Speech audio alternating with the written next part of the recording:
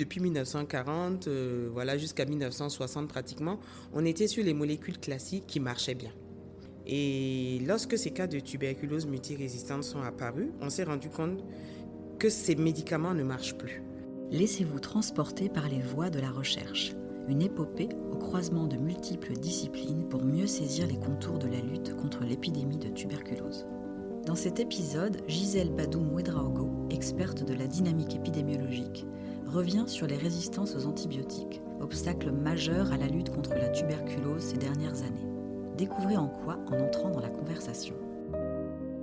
Je suis Gisèle Badoum-Ouedraogo et je suis médecin pneumologue. Et c'est vrai que je suis clinicienne, mais outre ce volet clinique, j'ai quand même un focus sur tout ce qui est épidémiologie dans le domaine de la tuberculose. Et donc, je m'intéresse beaucoup à tout ce qui est données et dynamique en matière d'épidémiologie de la tuberculose. Mais j'ai un volet aussi administratif parce que je suis le chef de service du service de pneumologie du centre hospitalier Yalgado Ouedraogo à Ouagadougou. Donc tu travailles surtout, tu travailles dans le domaine de la tuberculose, mais en particulier la tuberculose multirésistante. Est-ce que tu pourrais nous dire deux mots déjà de la tuberculose elle-même, rapidement, et puis nous expliquer ce que ça veut dire en fait une tuberculose résistante, voire multirésistante? Si je dois parler de la tuberculose, alors il faut d'abord que je commence par la définir, on va rester simple. Alors la tuberculose, c'est une maladie qui est infectieuse, elle est contagieuse, mais heureusement elle est curable. Et elle est due à une bactérie qui s'appelle Mycobacterium tuberculosis, qui a été découverte maintenant il y a plus de 100 ans, en 1882 par Robert Koch, mais qui continue de faire vraiment des ravages parce que, vu le volet contagieux de cette maladie, lorsque quelqu'un tousse, éternue, il peut contaminer une autre personne qui, en ce moment aussi, va développer la maladie, donc la tuberculose. En réalité, ce n'est pas la tuberculose qui est résistante, mais ce sont les germes que la personne héberge qui sont résistants aux médicaments antituberculeux classiques qu'on connaît. Donc, en général, sur le plan technique, on dit les médicaments de première ligne, mais c'est simplement les médicaments qu'on connaît depuis pratiquement 1940. Et ce sont ces mêmes médicaments qu'on utilisait jusqu'à présent. Mais depuis une vingtaine d'années, on s'est rendu compte que lorsqu'on met ces traitements qui marchaient bien, ça ne va pas chez le patient. Et c'est là qu'on a compris qu'il y avait un problème. Et heureusement, comme les laboratoires sont de plus en plus perfectionnés, on a mis en évidence cette résistance.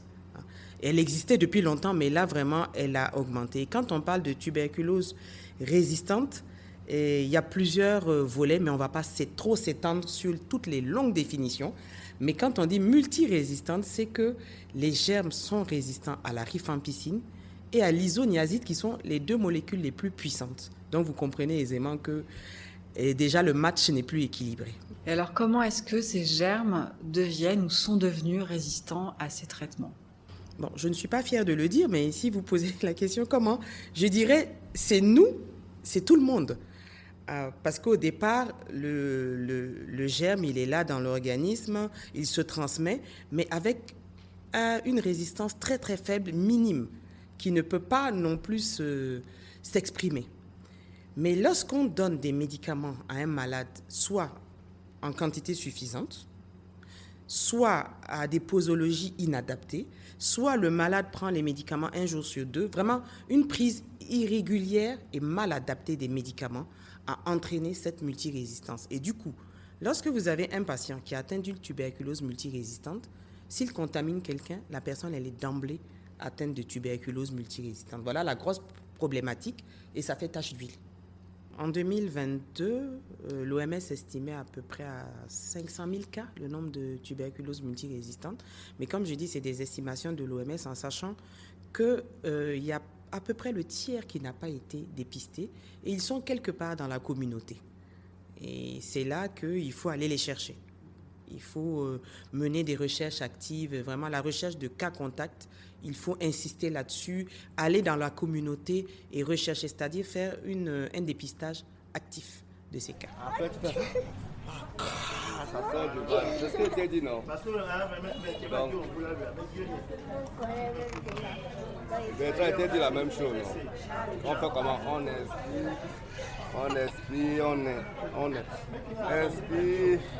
Esprit.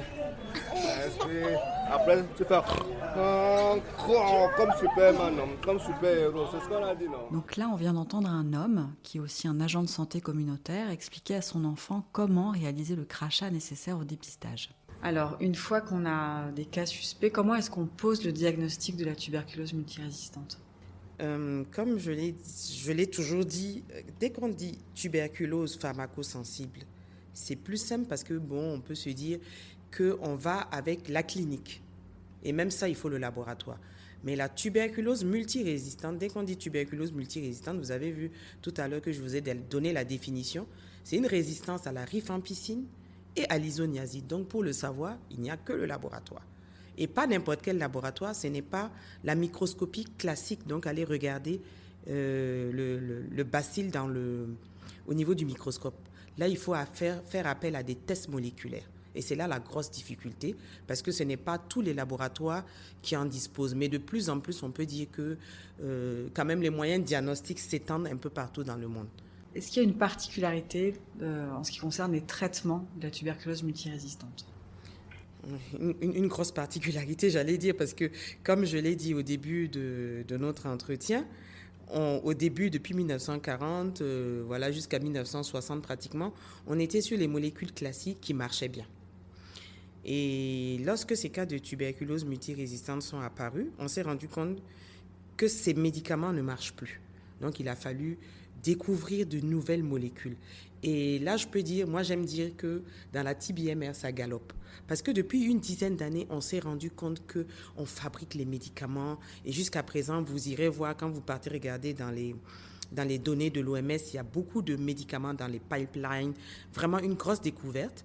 Et la grande avancée qu'on a actuellement, on était au tout début à 24 mois de traitement. Avec des injections tous les jours pendant au moins 4 mois. Là, c'était dur pour les malades. Parce on avait perdu la bataille. Avec les anciennes molécules, il ne fallait pas faire une deuxième erreur. Après, on a réduit un petit peu le délai à 21 mois. Et après, on est passé à 9 mois. Et maintenant, on est passé à 6 mois. Les nouvelles recommandations de l'OMS disent 6 mois. Donc, vous voyez qu'on a gagné et on a même réduit le nombre de molécules. Alors qu'avant, on en avait au moins 7 ou 8. Et maintenant, on se retrouve avec 4 molécules pendant 6 mois. Donc, mais la particularité du traitement est qu'on a peur de griller une des molécules et de perdre la bataille. Donc actuellement, la hantise de tous les cliniciens et de tous les programmes, c'est vraiment d'être très minutieux dans la prise supervisée. On écoute tout de suite un extrait de la visite des laboratoires du Centre Pasteur du Cameroun, justement, où les techniciens et biologistes travaillent sur les échantillons et les prélèvements réceptionnés au quotidien. Ensuite être rendu au patient. Tant que le biologiste n'a pas validé. Ah oui, on ne peut pas donner les résultats. Et ça tourne 24 sur 24? C'est 24 sur 24 maintenant, ici, là. Ici à Yaoundé, on a un autre site sur un autre quartier qui est simplement un centre de prélèvement. Il prélève les échantillons et il les envoie ici pour analyser. D'accord. Donc il y a tout le temps aussi des techniciennes ici? Oui.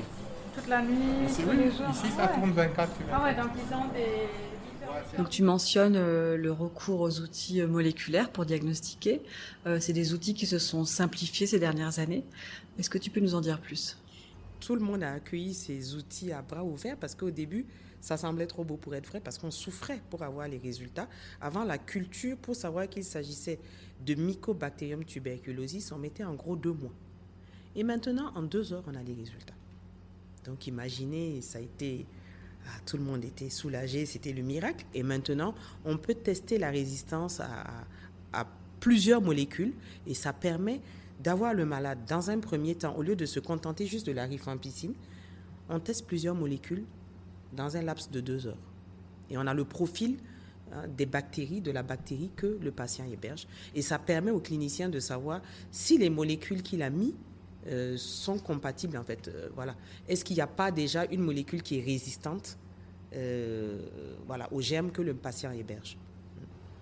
Donc ça, ces outils dont tu parles, est-ce que c'est des outils qui sont quand même adaptés à des approches décentralisées? Est-ce que c'est des outils qu'on peut amener au chevet du patient, comme on dit?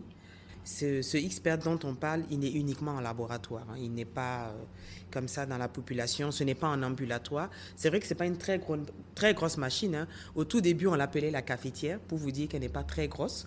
Et on disait même que le technicien de surface pouvait le faire. Pour dire que c'est assez simple. On a l'appareil, on a l'électricité. Tout ce qu'on demande, c'est l'appareil, l'électricité et puis une imprimante.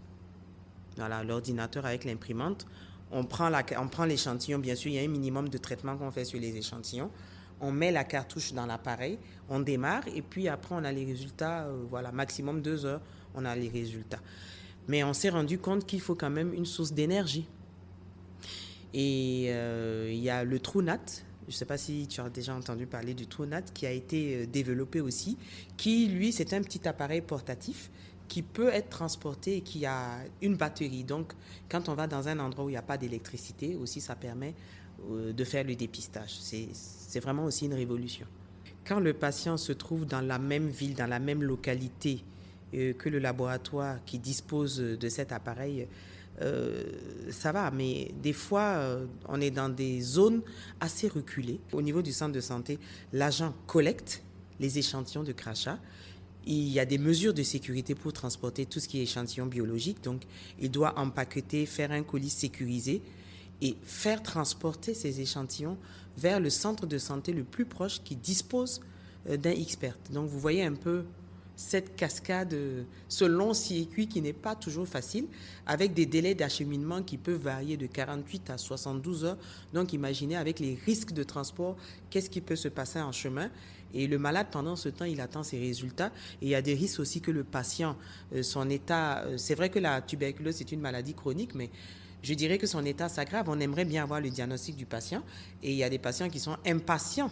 Je dirais, ils sont plus patients, mais impatients d'avoir leurs résultats.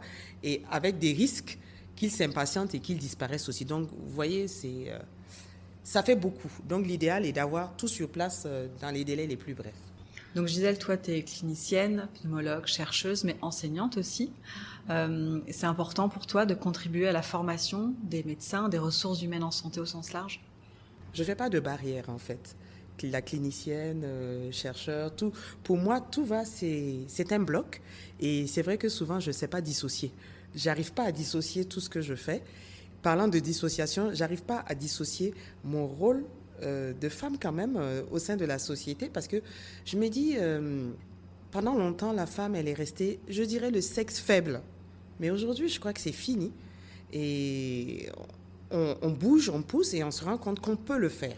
Et là, j'encourage beaucoup les filles à se lancer dans la recherche.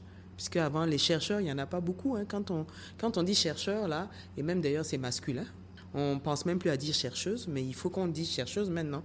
Donc, pour montrer que, tout le monde peut le faire. Merci d'avoir écouté cet épisode d'ouverture de notre série de podcasts consacrée à la recherche en tuberculose. Si cela vous a intéressé, nous vous invitons à écouter la suite des interviews pour découvrir l'étonnante variété des approches de cette épidémie. N'hésitez pas à vous abonner, partager, liker ou encore commenter.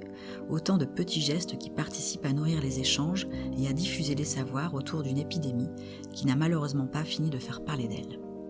Ce podcast est produit par l'Initiative, facilité mise en œuvre par Expertise France, l'agence de coopération technique internationale. Encore un grand merci à l'ensemble des chercheurs qui ont donné de leur voix pour nous délivrer ces enseignements. À très vite autour de ces conversations.